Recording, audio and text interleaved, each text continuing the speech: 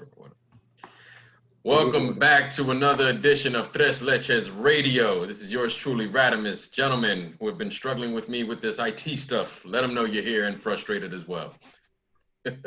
Oh yeah, special Teddy Part 2 edition. Is Zoda God Rinsmatic. Hey, Teddy Riley is not on this podcast, but he's with us in spirit. Yes. He's Stacks. Teddy Stacks. What up, man? Always a blessing.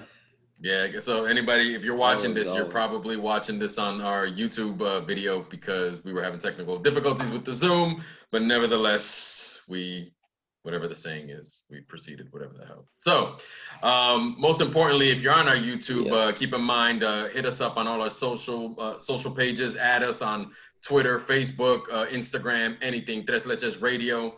You can find us there. We're active. We respond. And again, the YouTube channel. If you're here watching and you haven't subscribed, hit the button wherever it is and definitely give us a subscribe. So, gentlemen, we have a nice episode today. We have a nice episode today. We're going to be, and we've had to earn this episode, we'll be talking about the 2010s. And for anybody tuning in, we pretty much set it so that it's from anything from 2010 to 2019, just set for that decade. So we're talking about everything, artists, groups, producers, you name it.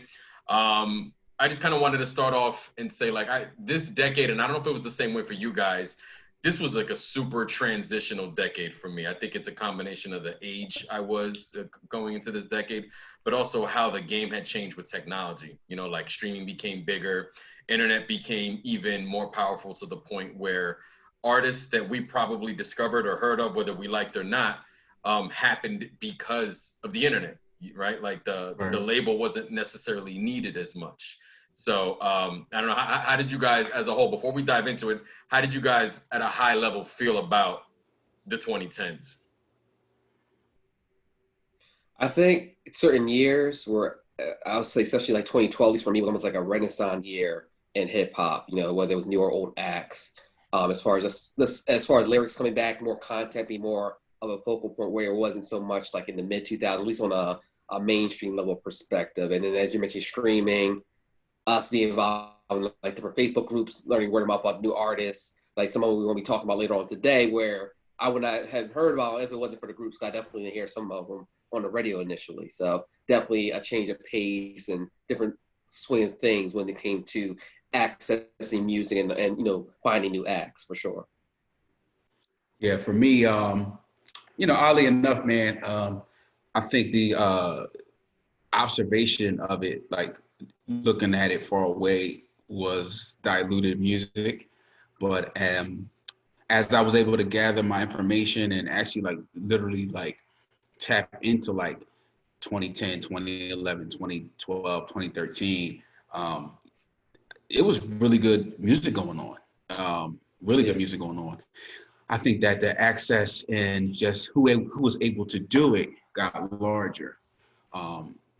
But as far as people that have the ability, it's there.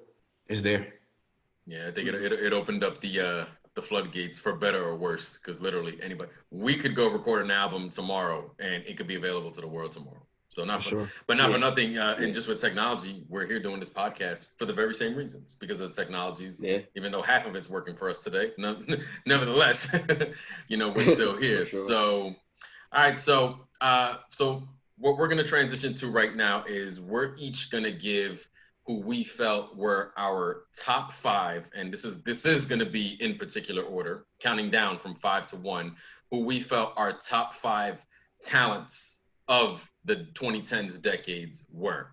So, Ja Rule. so Renzo, I'm a little curious. I'm gonna let you start this one. So number 5, 2010s. Number 5. Who made your list for this decade? And again, so anybody listening, this is talent. He could say a group. He could say a soloist. He could say whatever. Oh, hold on. One thing to keep hold in on, mind. Ray. Hold on. Hold on a second. Before you go, Zoe, I just want to usher off how this even began, right? So we had a real quick conversation. Big Sean just dropped an album 2 weeks ago. which I feel is like proper, like very good, very solid. I'll be honest, wasn't the biggest Big Sean follower, but I gotta shout out my homegirl Chris, and she has her own podcast. First of all, podcast, check that out if you guys are into podcasts, especially real people talking real things. But got to give her credit. She was like, "Yo, you need to check out this Big Sean album," and I'm like, "Yo, we just did a Nas King Disease. You need to check out King Disease." So we kind of like basically fed each other as far as the ear goes. And for the listeners, the Big Sean conversation kind of went like, okay, is he in the top 5? Does he break ground for these last 10 years? And, that was the meme, right? That was the meme you sent. Yes. Yeah, like is he in the same lane as like the Drakes, yeah. The Cole, yeah. So just wanted to Coles, drop that. Real quick. Yeah, and that was something. Yeah, like Brandon shared that with us in the DMs, and then we just started like and then from there birthed into just this idea, and we thought it'd be a good time, especially and we timed it well because we're in the beginning of the new decade, so we have the whole decade like it's complete. The past decade's complete. We have all the source material. So all right, Renzo. Yeah. So then, with that said, on the clock. All right. I think this guy at my number 5 is probably, I'll say the most lyrical person on my list. I'm going with Ab-Soul as my number 5. Solo Ho. I think if we want to talk about the best mixture of Lupe and Razkaz, I think you have Ab-Soul. I think with some listeners who are familiar with Lupe and Raz, great lyricists, excellent MCs, but can get you have to digest a whole lot. You have to be prepared to listen to a Razkaz, to a Lupe. I think with Ab-Soul, he gives you all that, like that knowledge, that substance, but he'll give you the club stuff. He'll give you some of the more typical stuff that's more easier to digest. If we look at Control System, he had a song like Terroristic Threats. He's talking about the conspiracy stuff, but then he was able to put on like a female track. If we look at, his previous stuff, like the Long-Term Mentality, was Long-Term Mental, was it? Long-Term Mentality. Long-Term Mentality, yeah.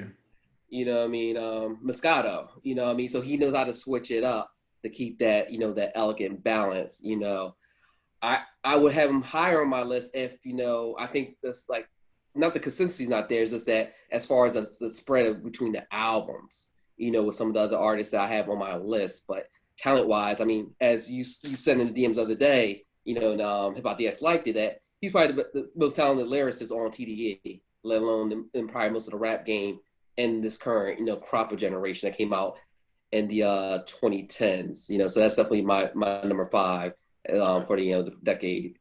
All right, Renzo got Ab-Soul of TDE at number 5. B-Stacks, we're gonna move over to you, man. At who do you have at number 5 for the 2010s? I'm gonna be real quick. I don't need 2 minutes, Bray. They usually complain when I say that, so.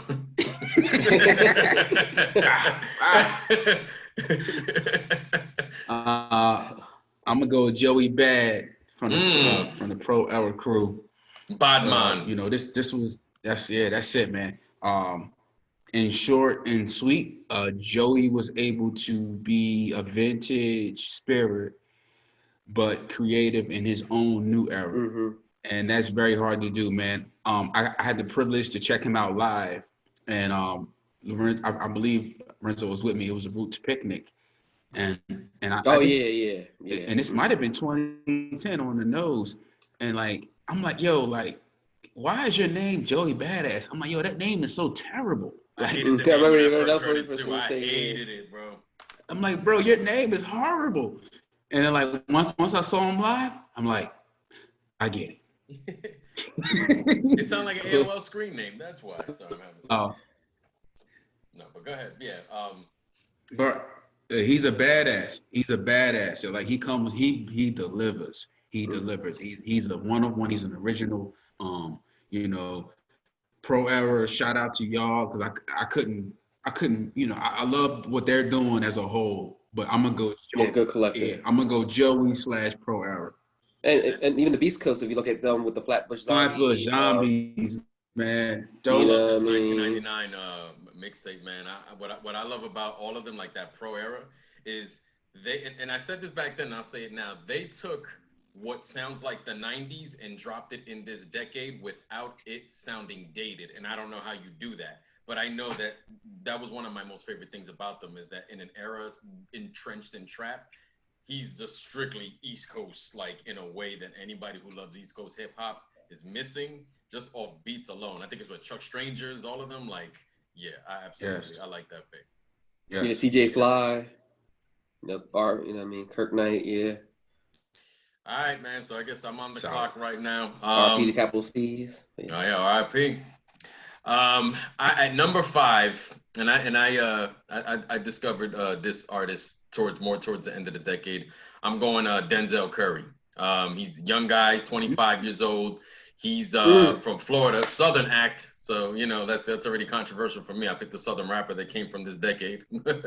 But you know, what I like about him is I'm an energy guy. So when he's rapping, he has an energy. He doesn't sound like DMX, but he has that kind of high octane energy on the mic. And not only is he able to rap at that and give that kind of energy, he's a Southern artist, and he's not relying on the kind of trap beats that you hear everybody else rap over. He kind of, like, with each release, fine tunes his sound a little bit. That it's very, I feel like I've only heard it when I listen to Denzel Curry. You know, he can talk his shit. You know, he can give you a little bit of consciousness. You can get some of that that bravado, some of that street talk. Like, he kind of covers some of the stuff that like certain conscious artists won't cover. But I think he's making a nice name for himself. He's done work with Rick Ross. He's done work with Joey Badass. What's it called? His last album, because I think the other one that came after that was an EP, was called Zoo. That was an absolute standout of last year. And he's somebody that, he's emerging in this decade, and I absolutely am still checking for him going into this decade. And he's only 25. He's got like 5 albums to his name, and he's only 25. So, you know, at that age, he's so he's going up. Yeah, he's trending upward. That's my number 5. You could definitely hear.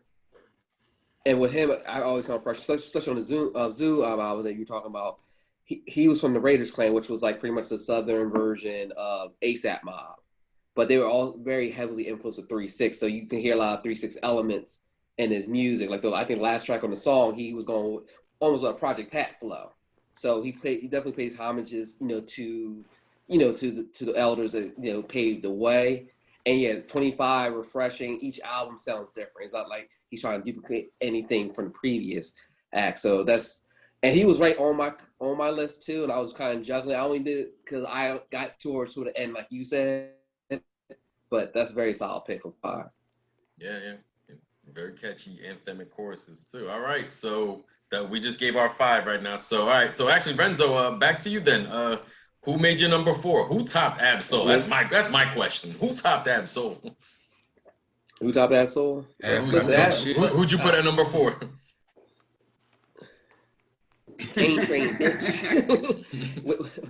with Mad Lib. So I went dual here. So I went with Freddie Gibbs, Mad Lib, aka Mad Gibbs, and I think this was a match that nobody knew they really needed, when it initially heard of the formation. Because when you look at them, it's almost like oil and water on paper. You got Freddie Gibbs, gangster rapper, he can, at that time, occasionally rapping on Boom Bap, doing a little bit more of some of the track 808s.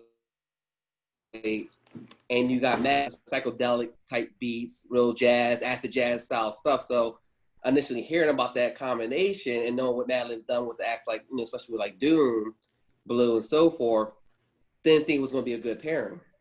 But then when Pinata came out, I was mind blown just seeing how their chemistry was almost instant.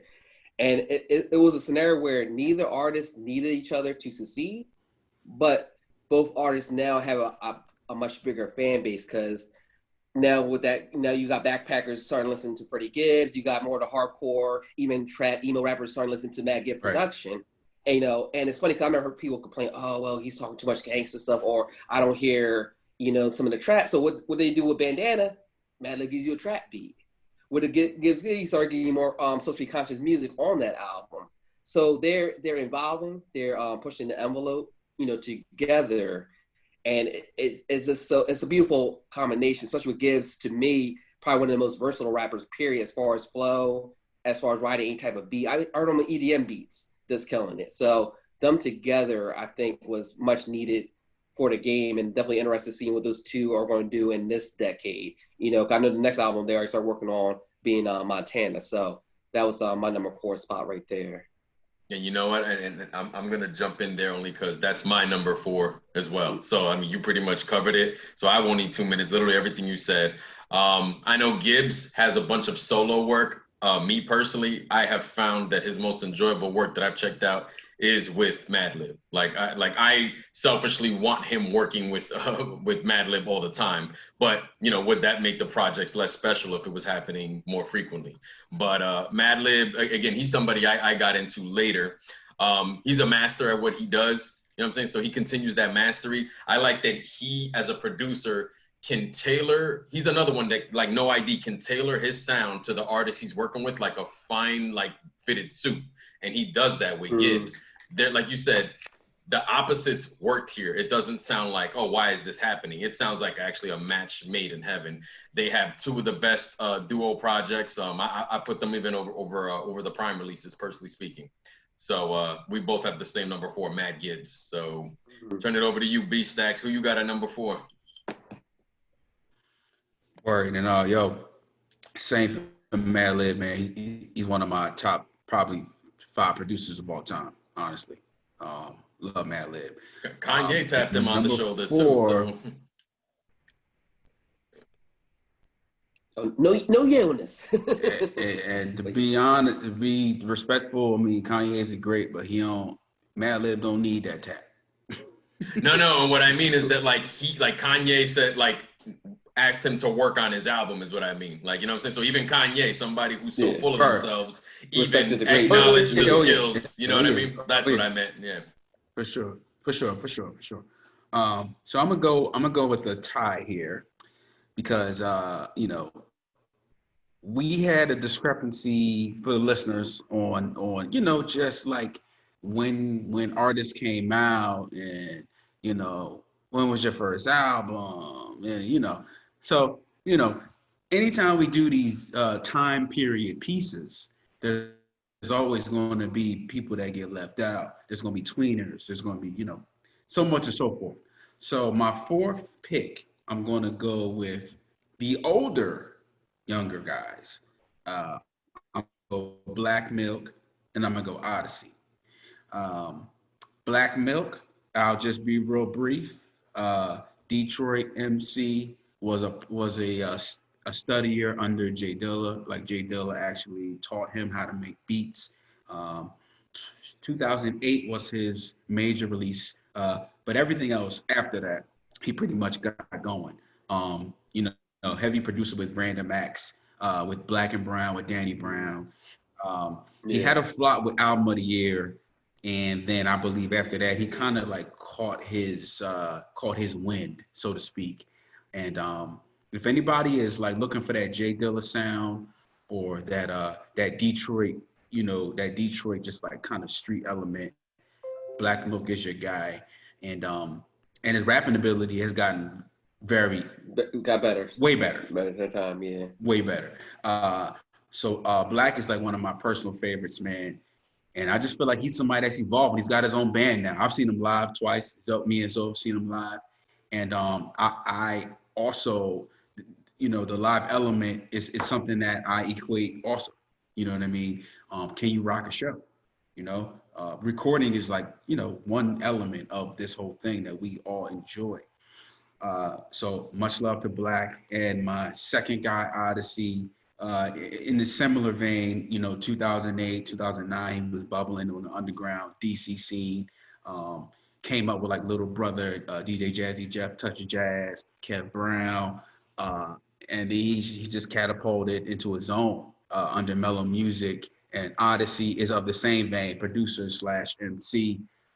Odyssey, if you don't know who this man is, you guys got to check him out. You're doing yourself a disservice.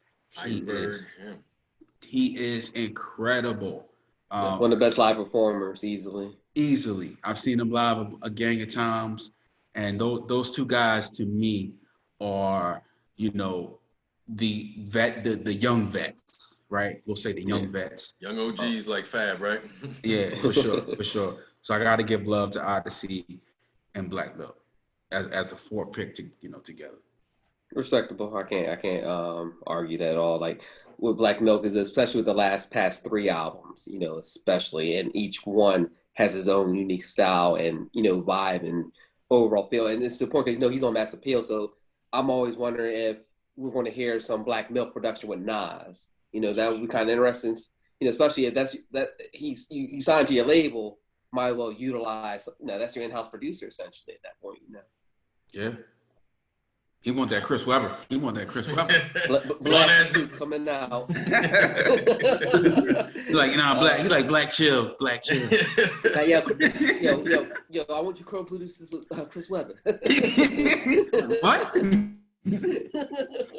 Oh man. All right, so we're now already down to number 3. So all right, then back to you, Renz.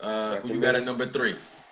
I got another, I guess, group / duel, depending on how we rank the DJ in the group. But I got Run the Jewels at my 3 spot. It was close to being higher, but yeah. You already know. Run the Jewels fast, run the Jewels fast. Whatever that was. Run it. But yeah, like as far as like it's crazy how quickly they dominated, because when they came out, and how we talked about Nas and Hitbull, we're like, I don't, this is a bad idea.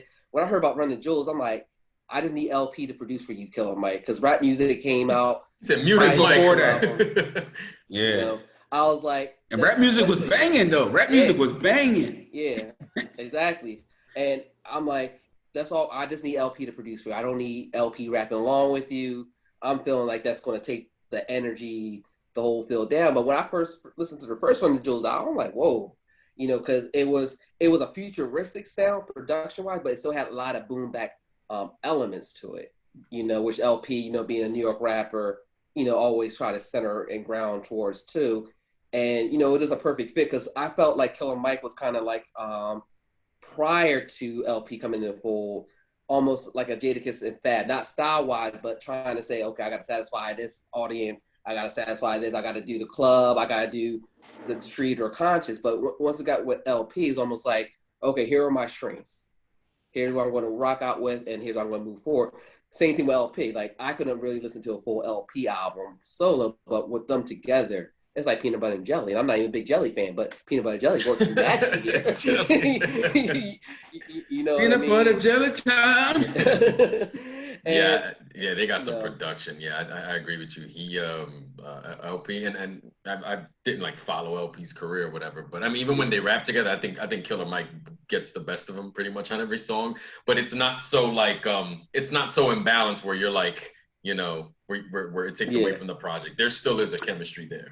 But again though, like Zoe, your last pick with Gibbs and Madlib, both their audiences benefit from the cross from each other. Right.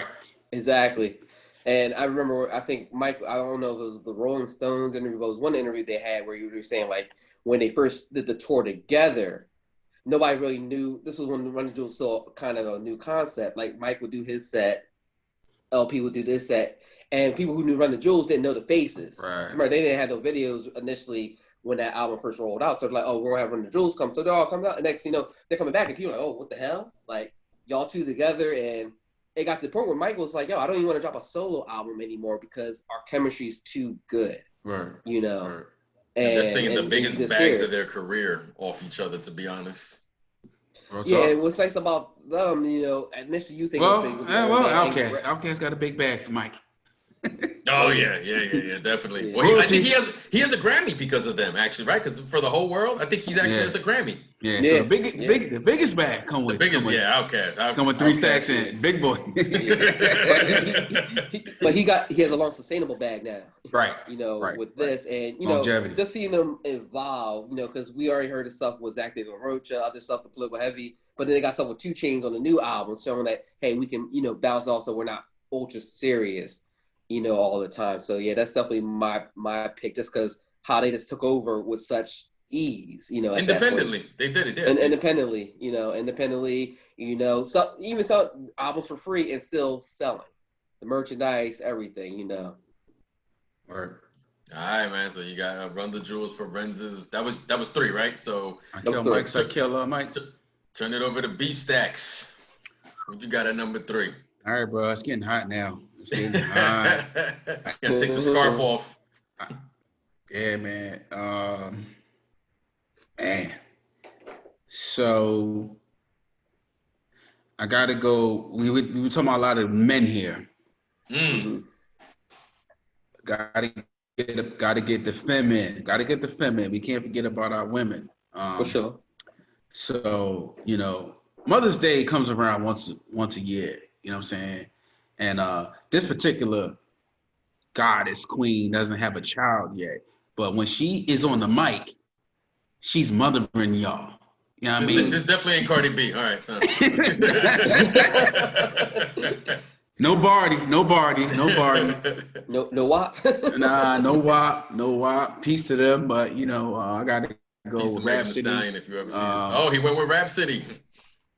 I gotta go Rhapsody. And I'm gonna be brief, man, because I know we on time constraints. But I'll be honest. Like I saw her early in concert. Wasn't like overwhelmed. You know what I mean? I was like, okay, this chick is nice. Like she could be something, and never thought that she could get to the point she's at now. I just thought she was just mad nice on the mic. How many times do we see that? And me and Ren saw her together. I just have to commend her, man. And being in a business that is chauvinistic, male-driven, toxic, crooked. Just to say, just to keep it real, a crooked ass business, right? Like forget our world, our culture, our society, but like she's in a business where like you are like bait, and you don't make it out. You know what I mean? Yeah. You're very lucky if you make it out. And our Ladies MCs episode, you really could kind of see, the elements that make up an MC like Rhapsody, and she's just supremely nice. Yeah. Like I said again, I encourage everybody to check her out if you're not familiar with her. Layla's Wisdom was, I think, the score per se. Fugees, you know what I mean? Or Mobb Deep Infamous. I think Layla's Wisdom was her her career. Her top shelf. Her defining Yeah, that was my album of the year when that initially dropped. Layla's was. I remember I had the Blast and Ray's car on the way to AC when we meet up with you and Frank. At that point, what I mean. And that Eve album that she put out, I thought was pretty solid. It was nice and concise too, man. Like I definitely say like she's definitely got the right resources behind it too. She got Ninth pushing her. You know what I'm saying? I think she has good sound too. Like she's not a difficult listen. She's definitely somebody that she's doing it. I'm not saying I got anything against the sex type females at all. But she's doing it without having to do that. And she's in the conversations. She's receiving accolades for it. So she's another one that she's still thriving. And before we move on, Ray, in times of like 2020 has been a reminder that everything is not all good. Everything's not all turn up, because let's be fair. In the 2010s is when the turn up got created. That literally that phrase, and that reflected a lot of party music, a lot of habits, bad or good. And when things aren't going good, or when things are just like, steady, or you're waiting for things to happen, artists like Rhapsody is like key because 2020, shout out to the Migos, love them. I might talk about them a little later. But like, it ain't all about ain't shit you want to celebrate sometimes. You know what I mean? Like sometimes you gotta be reflective, you want to look in the mirror. And I just thank God for artists like Rhapsody. Yeah, definitely a refreshing act. Definitely a lot. One of the last live shows before COVID hit was the Black woman created this to her. Shout out to Ciroc. This hearing those type of MCs, and and I was talking to somebody before, like, well, people should embrace sexuality and stuff, and I'm like, that's fine, but let's have that balance where you don't really see a lot of female MCs, and we kind of spoke on it on Lay's first podcast for obvious reasons, but hearing somebody like Rhapsody on her level of intellect and skills is definitely something more needed that we need, especially for younger women, especially to hear, and for men who don't realize that women can really get down, for sure. You need the balance of woke and WAP. That's pretty much what I'm getting here. So yeah, we might need to copyright that, get that on the shirt. There you go. That's gonna be on Tres Leches merchandise 2021. So. Woke up. WAP Pope. Now you really got me thinking about how we're gonna say it. Right. So many ways. All right, so that's copywritten. All right, watermark it somewhere here. Anyway, all right, so I'll go with my number 3. So my number 3 for the decade, and I'd like to tip my hat to Renzo on this one. Renzo suggested that I tune into a certain act by the name of Big Crit, Mr. King Remembered in Time. Man, that Return of Forever mixtape was a life-changing tape, man. I mean, that was. And I don't even like calling it a mixtape because it's like 20 plus tracks of. It's his work. It's his production. It's not like, like when Wayne or when 50 was making tapes that they were taking already existing beats and just, reworking it. He's producing his own music. A lot of people produce their own stuff, but they only go to a certain tier. He's outstanding. He can make stuff for your trunk. He can make stuff for your conscience. He can make lyrical stuff. He can make stuff for the ladies. He is versatile as all hell. He can rap. Renzo, when you put up one of the IG stories, I think you put up One Train. And he had one of the, which I think was probably one of the best posse cuts of the 2010s. I didn't really care for a lot of the Khaled posse cuts because it sounds like they were all recorded on the same day. But Crit can, and I saw him live, so I actually have his autograph somewhere over here. He's an excellent live performer. He does this because he loves it. It reflects in his music. I challenge anybody watching this to name one bad Crit verse and name a bad Big Crit album. And I'm talking like, like people say, oh, it's Nostradamus, right?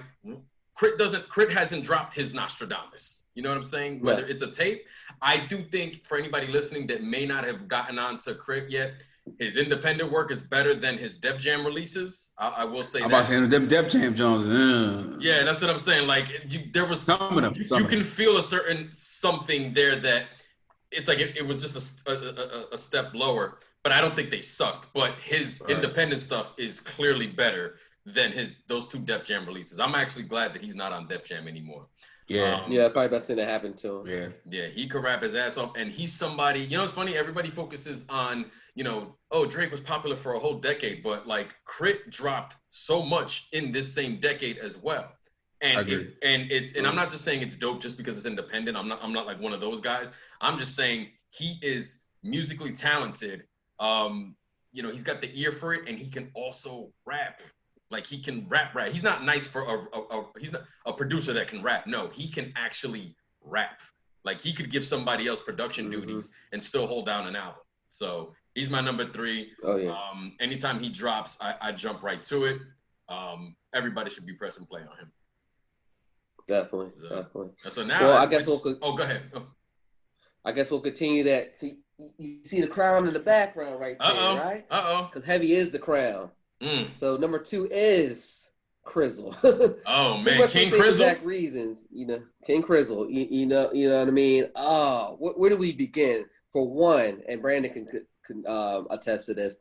Probably, if not the best show, but at least possibly top 5 or top 3 was his first tour, main heading tour, live on the underground. Early in the game. Shout out to the Blockley, R.I.P.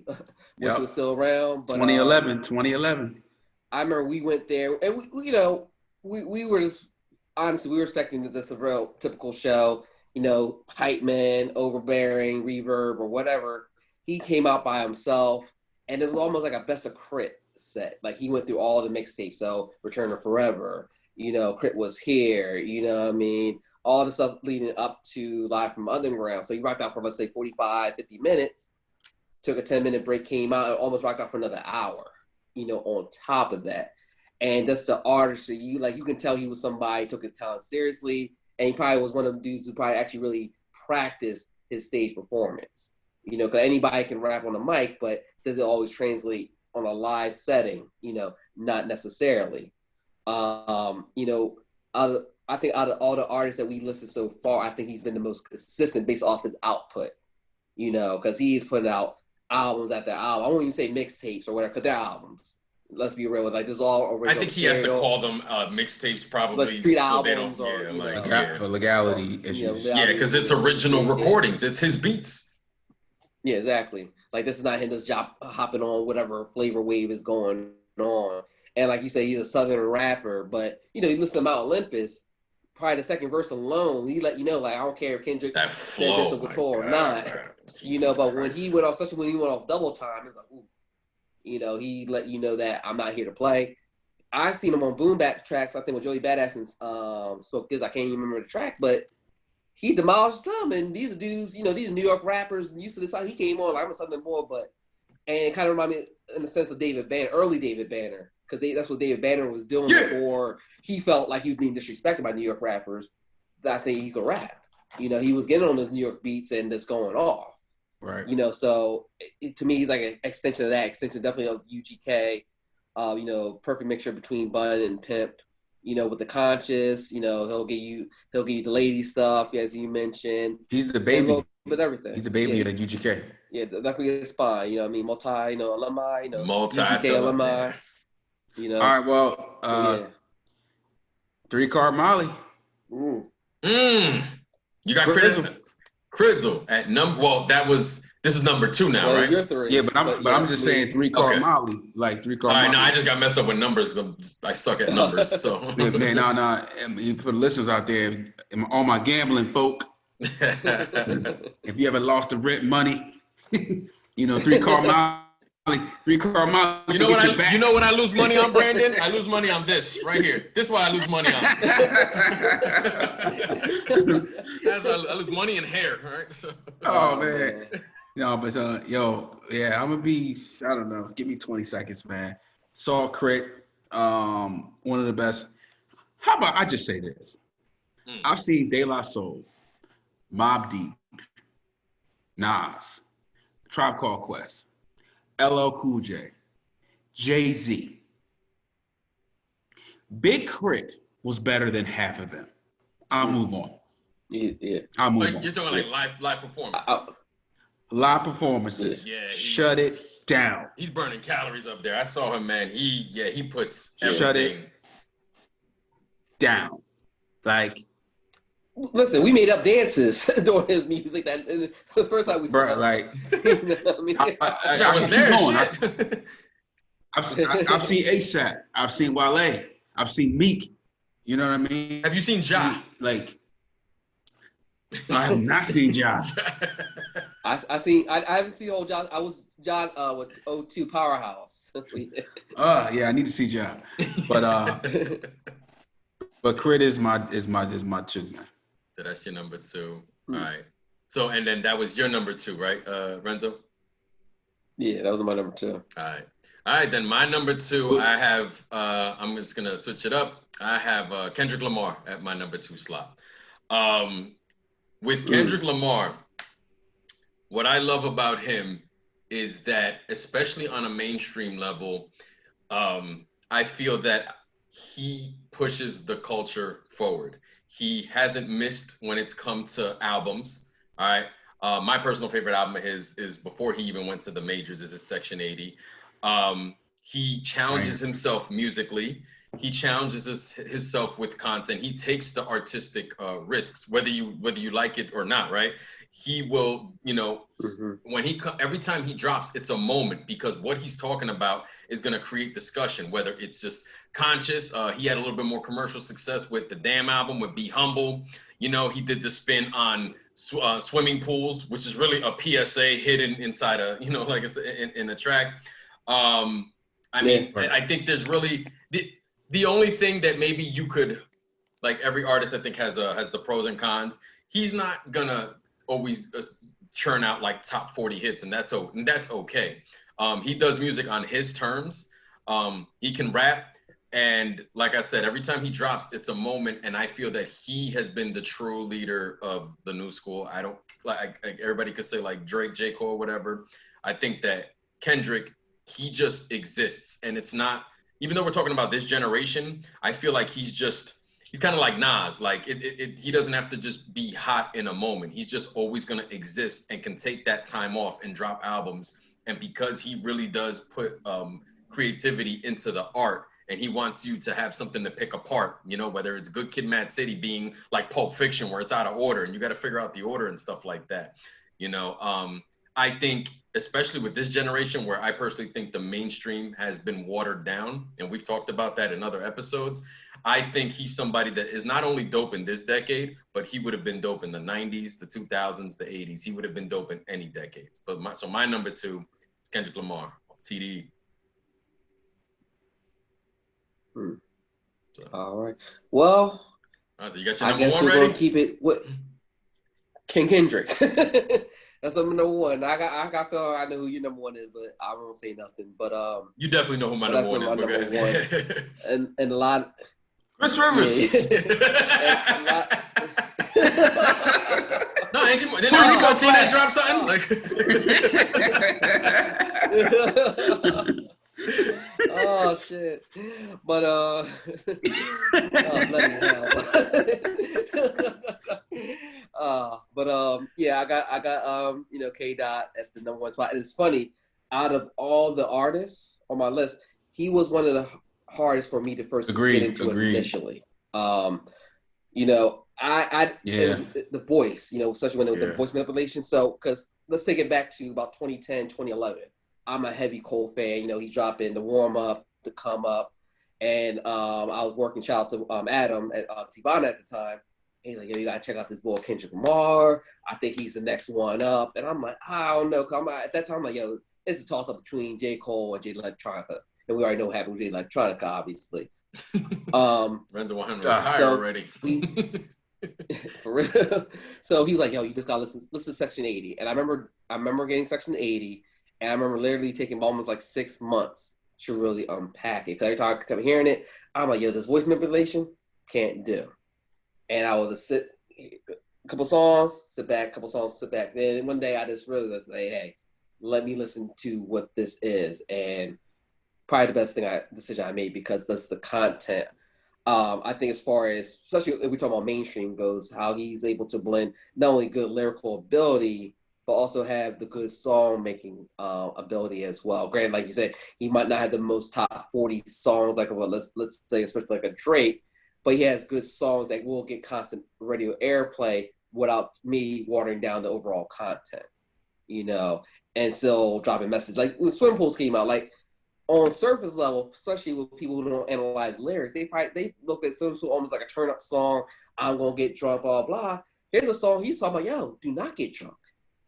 This is what's happened to you. This is destroying families, But he had a catchy beat and everything, and you vibe into it. Granted, you might have been getting drunk to it. Yeah. So you do the exact opposite. You drown it. Right. So and I'm glad I saw him before you truly blew up. I saw him on the Good Kid, Mad City. So it was him, Absol, J Rock. Schoolboy Q came out for a special, feature, because now you paying like $200-$300 easily. But just hearing that, and that's his evolution.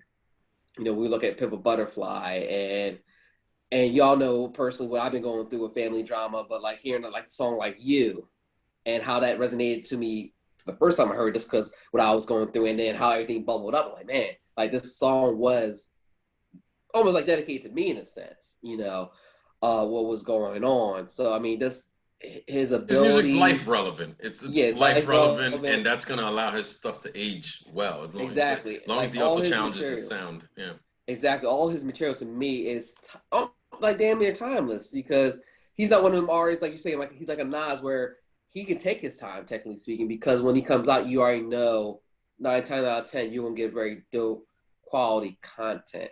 Where somebody who might need to drop 5 or 6 albums to maybe give you maybe a third of that, he's not going to miss. He's going for always for that target, always for that bullseye. So he to me was always outside of the class almost. When we talk about like Wale, when we talk about like Cole, when we talk about Meek, like that was all his peers, but he went beyond his peers. Like he almost elevated, I'm saying not even on that level yet, but almost to a Jay and a Nas where he's kind of in that class. Even though not being part of that generation, you know. Yeah, word. All right, B-Stacks, who's your number one? Number one, man. I gotta go with Slim Jesus, man. All right, so good. Thank you for tuning in to Taste Like This. Hey, you know we all good here for comic relief, you know what I'm saying? Slim Jesus. That's going to be a video clip right there, too. Number one, Slim Jesus. That's it. Stop. Period. Let it fly. Justin going to fire all of us when he sees that, so. Justin probably already got me blocked personally. So. Oh, man. Yeah, yo, this was tough, man. Yo, this top 5 was harder than I thought, man. Because either way, I'm leaving off, like, people that I really care about. Easily. So I'm gonna just say goodbye to J. Cole because it was between Cole and Kendrick, and I had to just like you said, Zoe, in the beginning the voice was hard for me to like kind of adapt to for my ear, you know. But I think that the proof is in the pudding where like. He cares, man. Like he cares, and like the soul just kind of like speaks through his music, and after a while, you know, you just see past that, and then you actually, it's like art. It's like you might look at a piece of art and you're like, what's that? What's that? And you keep looking at it, and then you have another reflection, and you look at it more, and you have another reflection, and you keep looking at it more, and you just go deeper, deeper, deep. And he's timeless, yo. Like. Shout out to Cole. Like, in no way is this a diss to J. Cole because I feel like he is a generational talent as well. Yeah. But we just had to choose, and I had to go with Kendrick over Cole in this one. And it's weird because like I wouldn't put Cole as a 5. To me, Cole's a 1. So like if he's not gonna be a 1 to me, he ain't gonna be on my list. Like that's just how I think. Yeah. You know what I mean? So Kendrick has that spot for me. And, you know, working with young people, he's one of those artists because, like, you know, as we get older, there's always like an artist you can connect to. So in the past, like, there might have been a Lupe for me. Like, if you like Lupe, shit, check out Tribe. Yeah. You know what I mean? Or, if you like Big L, you know, check out like Fat Joe. You know what I mean? Joe the God. But so he's a connector to a connector, and the young people now who can vibe with Cole, man, it's like, that's an entry point to like a whole bunch of other stuff, like Jungle Brothers, you know what I mean? Nas, you know, NWA, like, so yeah. So peace to him, man. That's my 1. For sure. All right. So you guys got your 1. My number 1, Renzo, you saw this one coming after I said my number 2. My number 1 is Mr. Ab-Soul. I know you had him at number 5. Wow. Yeah. Ab-Soul's my guy. Yeah, like he's my number 1 because this is just purely when Ray presses play on all these artists that we've talked about. What happens? He's the AZ. He's the AZ. What I'm saying? Yo, Ab-Soul, first off, and like, you know what I'm saying? I have Kendrick as my number 2. Ab-Soul is the best lyricist on TDE. He can do what, and I think Renzo, we were kind of talking about this before. Ab-Soul can do what Lupe does without it almost giving you a migraine. You know, he can give you the layered bars. He can also, you know, like I said, he can talk to the girls. He can do rebellious music. You know what I'm saying? He can almost give you a psychology lesson. His bread and butter is in his wordplay. He can even battle rap. You know, at the end of what's it called? These Days, right? He has the battle with Daylight, and he watched him. Mm-hmm. You know what I'm saying? Like Absol is to me a complete MC. I think the only thing is right, like he's another one that he doesn't have anything that you could probably put on radio like that, and I think that's really the only reason why he's not as known. But like I said, I think he's the best he's just the best rapper on TDE. You know what the irony with him is? He and I have the exact same birthday, and I didn't always know that. So, and I'm not like a horoscope exactly, but I think he's just so nice with words, and he's another one that I think would wash a couple of people from our generation. I think he's that nice in their prime, not now. I'm talking like in their prime. He is a student of the guys that could rap. Yeah. I've seen him live, yo. I've seen him with the internet, yo. And like he opened up for the internet, and I didn't really know about Absol at the time. And I'm like, wow, this guy can go. My favorite thing was when he clapped back at Jay Electronica. I probably said this a million times. On his first track on the last album he put out on Do What Thou Wilt, he's like acting like he's talking to Kendrick, and he goes, hurts when you remember Jay Electronica, for anybody listening, was trashing Kendrick because he's not like he'd had an album to work on or anything for 10 years. So he's trashing Kendrick, and then Soul responds like, hurts when your OG that's supposed to be a God is standing next to King Kunta feeling like Toby. Yeah. Shut up, Jay Electronica. He never responds to that neither. You know, he knows better. He did apologies after that. He did an apology tour.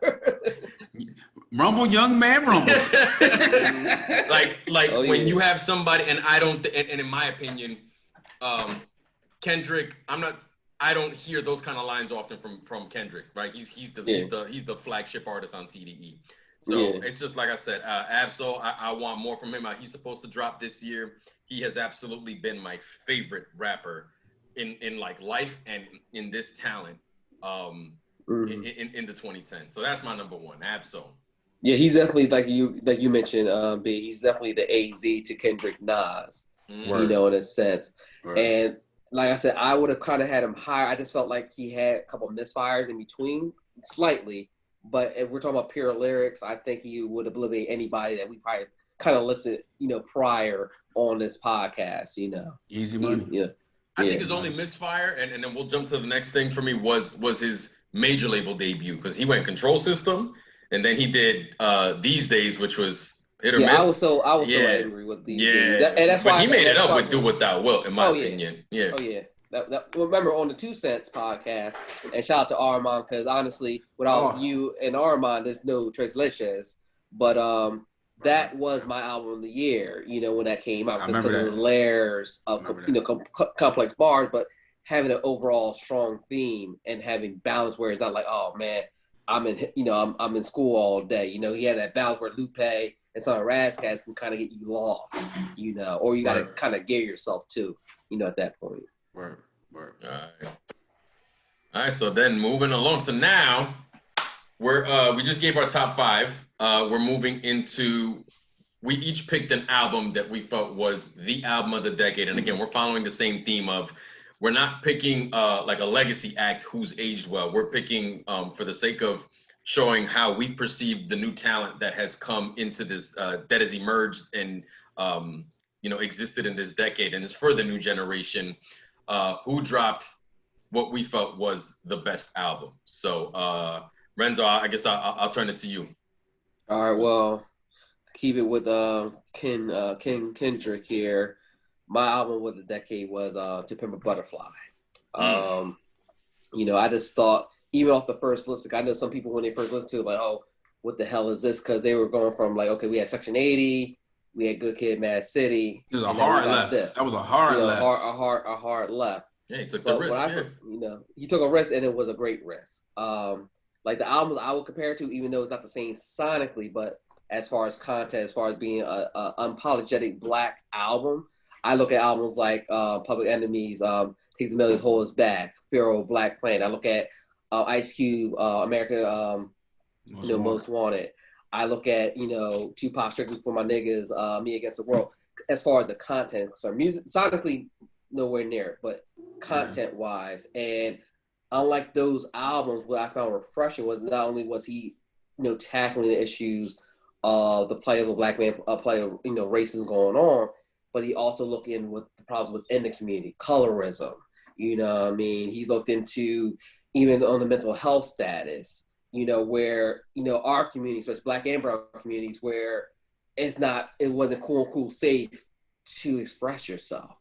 If you showed any sign of emotion, that was a sign of weakness. That made you quote unquote less of a man. And here he is. And we knew other artists like Kid Cudi, other quote unquote emo rappers doing it. But here's a guy on a mainstream level saying, hey, I'm going through some stuff. I'm having difficulty understanding what's be famous because I didn't ever want to be this big, and being openly honest about it. You know what I mean?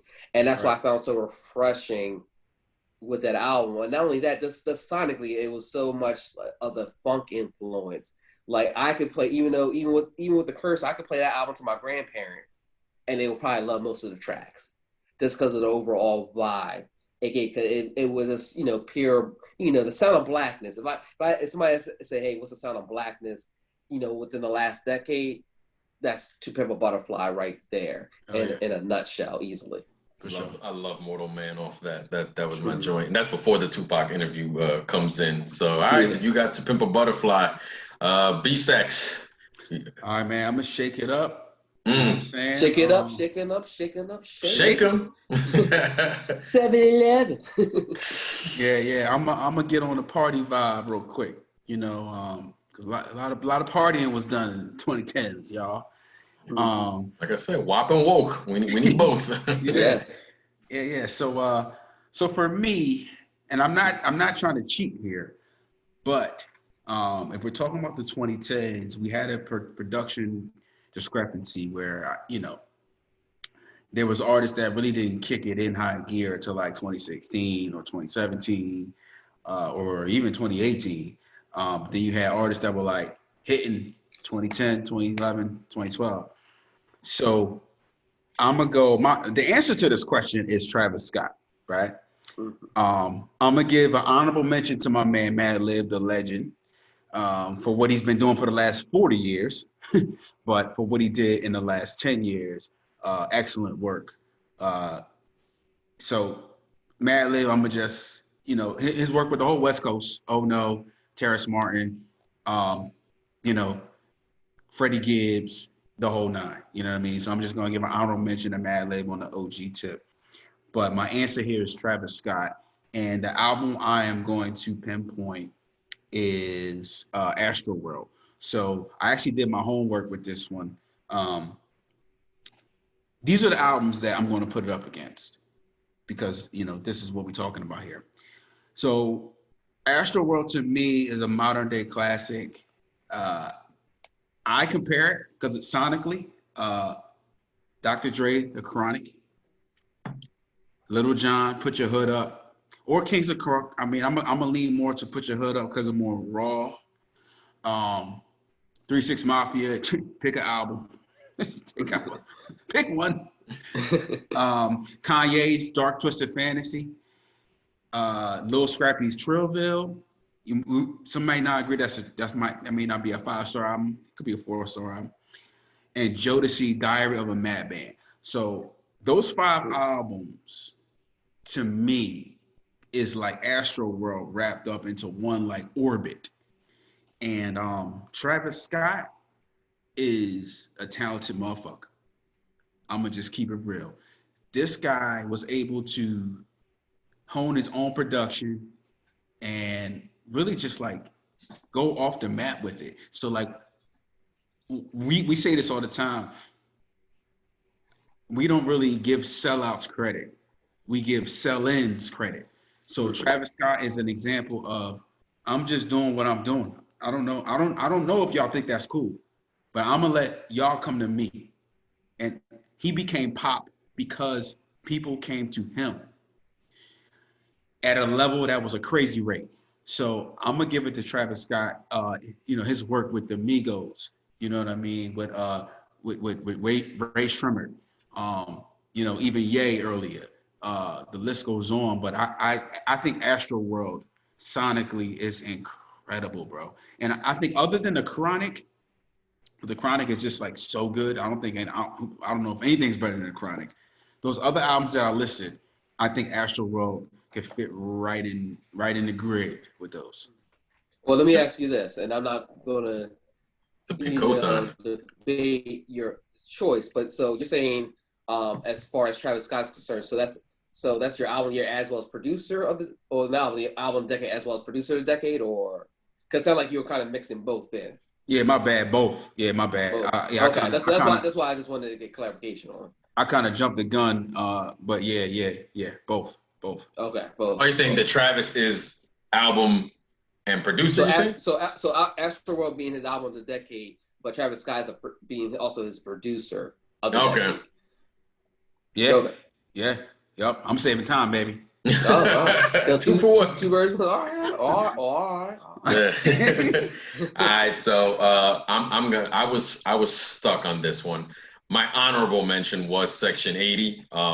My favorite Kendrick album and one of my favorite albums that I've heard in the last decade. But the reality is, as I listened to these recently, I think from the new class, my favorite album was, once again, I'm going to soul. My number one guy was also the guy who gave me my favorite album, In Control System. That dropped around, I want to say like the beginning part of the decade. 2012. Yeah, 2012. And it's his best work. Like I said, Do What Thou Will's probably the second best album that he did after that. But in that, like I said, you get, he challenges the government on there. He tries to, he gives you music that would be perfect for like uprisings. You know what I'm saying? He talks about pain, how he lost his like lifelong girlfriend in there, Allery Joe, rest in peace. He talks about the pain of losing her. You know what I'm saying? Then he has songs like Double Standards, where he's talking about how, like a guy, if he doesn't make the move on a girl, he's a pussy. But then he flips the story about how the girl who's hitting on him is her girl is her girl's man. Like he turns he'll flip with concepts like that. He'll give you literally everything. He'll give you like music you can chant to, like I'm probably all alone on this one. Like he really, and I like that he also does some of the conspiracy theory stuff too. That's just like my personality, just like that like feeds my mind. I feel like with him, whenever you press play on an album, you don't know what you're gonna get, but it's not gonna be whack. But again, like as I was saying before, he's gonna do it while saying it in a way where you're gonna want to quote it. You know what I'm saying? Whether it's an Instagram caption, if this was back in the day, an AOL away message, whatever. I just think he's that damn nice, and I would say that was probably my favorite solo album from somebody that came from this new generation. So Ray, so Zoe put some albums that he felt that were a correlation, and so did I. What would be the albums that are relatable to your pick? That one, honestly, I don't know that I listened to anyone, and that might be the allure of it. Like growing up, I don't know that I listened to any of, I wouldn't even say it's like weirdo rap, but like I wouldn't compare it to any of the ones he said, because Absol's not like strictly political. He'll throw a little bit of stuff in there, but I would have to get back on that one, because I can't, like I didn't listen to it and thought, like Big Pun or something like that, Yeah. Well, maybe to me, maybe a little bit of Lupe, because I know he's a big fan of Lupe. So maybe you're getting a little bit of like, I wouldn't say the cool, maybe his debut. That's just thinking off the top. Who does he remind? What is that album? I would say offhand, and I don't know if necessarily be a classic album per se, but Raz Kass Van Gogh album kind of spoke to me because of the content, and Raz Kass can kind of not as good as Soul Stars balance. And it's funny, they're both from Carson, California. But I would kind of think that, and maybe a little bit of Soul, that whole portion. But Soul Ice, but I'm thinking a lot of Van Gogh in regards to Control System offhand. What about you, B? To me, like I'm thinking about Chino XL. Oh yeah, you like that? I can see that. His first album. You know what I mean? Oh, Here to Save Us All, yeah. Yeah, I'm Here to Save You All. I don't know if you heard that, Ray, but I actually listened to it for our 96 the fantasy draft. I would say lyrically I agree with you. I would say lyrics, bars, content. Content, Chino could get a little out there, but lyrically, yes, I would agree with you. Cool. Yeah. Solid. All right, so I guess it went down to the producer. Yes, sir. So Brandon already gave up. So Brandon, you said yours was also Travis Scott for producer, new cat producer of the decade. You're saying you went Travis. Yeah, honestly, I didn't even know Travis produces, but that's how like I've listened to him, but I've never tuned into the level that you did. So I didn't even know that he was a producer. Well, here's what people forget. Oh, go ahead. Yeah, so I I kind of did a one all and all, but like the reason why I mentioned Dr. Dre the Chronic, Jodeci, Diary of a Madman, 3-6, like I said, to the world, I don't know, Unbreakable, whatever you want to say from 3-6. Kings of Crunk, Lil Jon, Put Your Hood Up, even NWA, Niggas for Life. The sonic repetition that are in all those albums, it's in Astroworld, you know what I mean? And it's in Rodeo as well with Travis. I give him credit because he was able to do it in an updated formula for like Houston, you know what I mean, for Texas, per se, you know what I mean. And I just because I can hear it, I can hear it. I can hear the 808s, and it's like he's not copying. You know what I mean? It's like he got an original formula, but it's an do at the same time, similar to a Crit, where you know what I mean, where you can feel like, oh man, this is some 3-6 shit. But it's his shit, you know. The DNA is there, but it's just the next. It's the next version, the evolution, version 2, version evolution. 3. You know, it's the evolution. Joey Bad, same thing. You know what I mean? And I think what a lot of people forget about Travis Scott, he started off as a producer. He was signed on Good Music, but on the production side of Good Music. So he was signed on initially on Good Music on the production side, but he was also signed on Grand Hustle, T.I.'s label, as the rapper. At that point. But similar to Hit Boy, like, the friction with Kanye, and then I think he kind of ended that production side deal. But yeah, I mean, he's a dual threat, like Crit's a dual threat. So I can definitely respect that that stance there, for sure.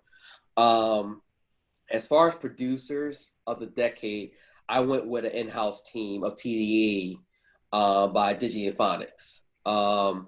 They're pretty much responsible. So like how, Ray, and I know how you feel, Brandon, as far as your favorite album from Kendrick, for example, being Section 80, that was mostly their production. I mean, between, Tape East, Soundwave, Dave Free, and Willie B. So a lot of like the TDE stuff prior to them really bubbling off was done when we look at like Control System, some of the Schoolboy Q's and J-Rock stuff. And even after the fact, even once they bubble up more, it was less of an influence, but I almost compare to RZA in a sense. So we know how like when Supreme Clientele came out, or like when Only Built for Cuban Links 2 came out, he did less production, but he still was the sound barrier, saying, hey, here's a format we're going to use. You need to mold based off of my blueprint, so to speak. So when we look at, Good Kid, Mad City, when we look at Damn, when we look at Do Out Well, they had less production credits, but this overall sound, the overall vibe was still of theirs, and where the other producers had to modify. Like when you talk about who's the one producer we were talking about the other day that you were considering, Brandon? Was it Martin? Terrence Martin. Terrence Martin. So even with Terrence Martin, he had a big role in To Pimp a Butterfly as well as Dan, but he kind of went into Digi and Phonics, concept as far as here's how we need this to sound. You're not one of us, but here's how we need you to sound. Same way RZA will look at Juju, say, hey, you're not Woo, but I need you to make, if Weakness was part of Woo, here's how I need you to make this sound. Like a conductor in a sense. Yeah, exactly. Conductor in a sense. So even, outside of TDE realm, when I hear like other artists, even through ASAP Mob and other acts throughout the 2010s, it was almost like they were using a similar blueprint from Digi and Phonics as far as sonically sounding, So that was my, even though they might not have the top 40 hits, as far as like Drake's, Boy Wonder and all the other people, but that was where I think sonically we were best sounding in that decade, was through their vision. Nice. Yeah, that they were probably like my number 2. I remember in one of the Facebook groups we were in, they were like, oh, like Kendrick doesn't pick good beats or whatever. I'm like, you shitting me? I was like, the TDE in-house I love that. Like I love them. Like you said, the work that they've done. That's part of the reason why like I've picked like Control System and stuff. You know what I'm saying? I think they're absolutely talented. They were like my number 2, but I would have to say for the 2010s, I'm also going with a production team. And this is surprising given the things I say about this other person. I went with OVO Sound for the production team of this decade. It's between. That's the credit. That's the credit. That's Boy Wonder. That's 40. That's T-minus. That's 1985. Those guys are just talented, and it's honestly, it's not even just like they've done stuff for Drake that I've liked in terms of just production. They managed to not fall into the trap. Whenever they did use a trap, they customized it in their own way. Like they would just use a little bit of it, but then they would just throw in some synths or just use different rhythms. It wasn't the same like BPMs and stuff. Somebody mentioned Action Bronson.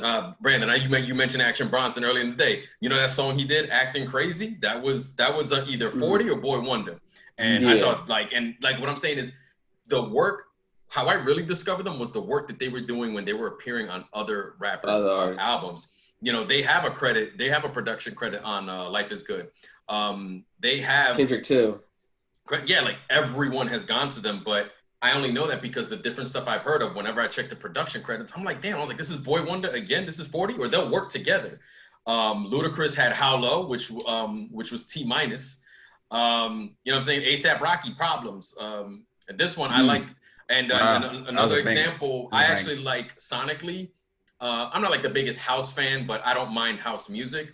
Nicki Minaj, the beat to Truffle Butter. I knew it had to be a house sample, and that also came from them. They have way more production that I could rattle off the top of my head, but I really felt like they stood out from the pack because they could give you the top 40 stuff. I think a lot of their best stuff were just the album cuts that weren't, for the radio.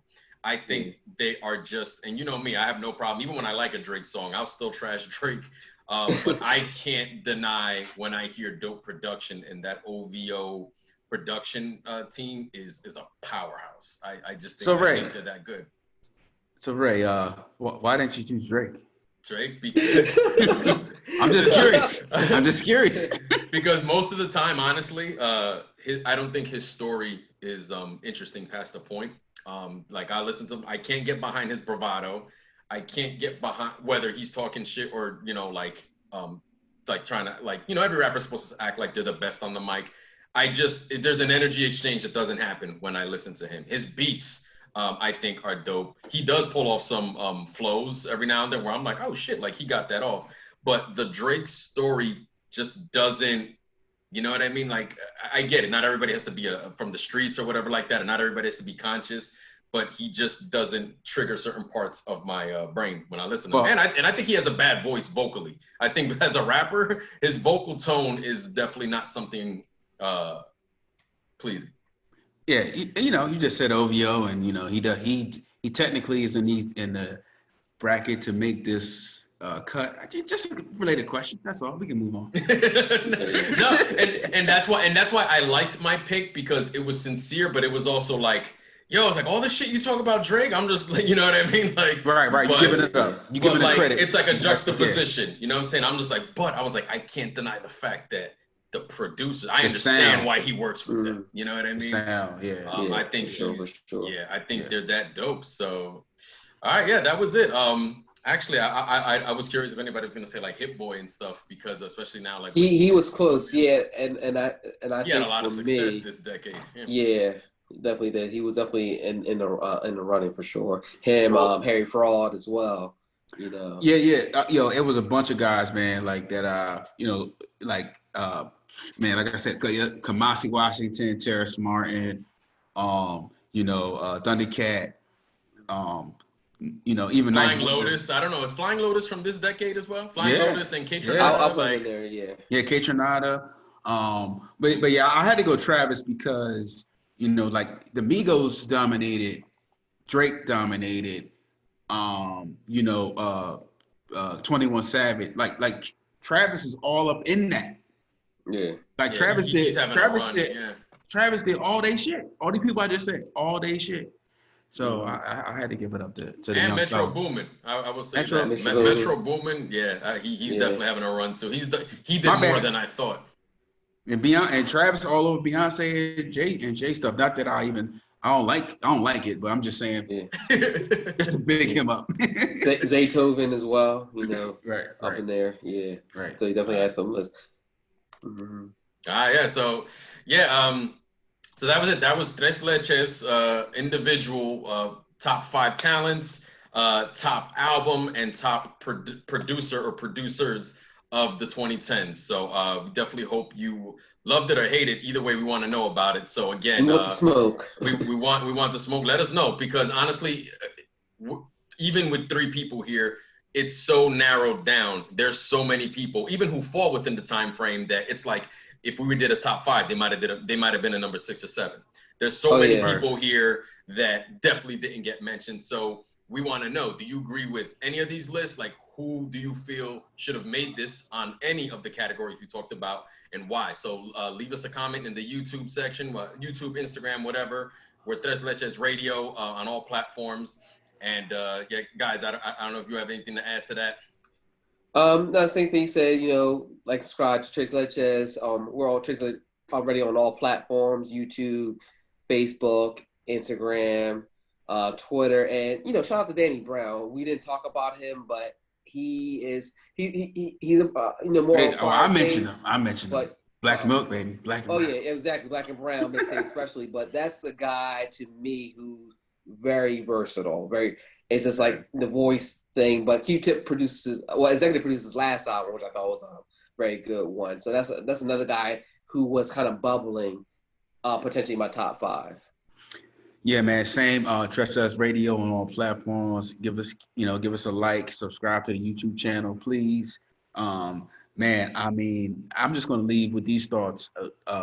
It was a lot of talent here. The whole decade, yeah. Yes, I mean, I was thoroughly impressed. You know, sometimes you got to turn the radio off and just tune in and vibe out to, like, you know, what your own senses are, because it is people out here that are capable of filling your musical needs. Oh yeah, for sure. Nice. Get at us. Tres Leches Radio signing off. Peace. Peace.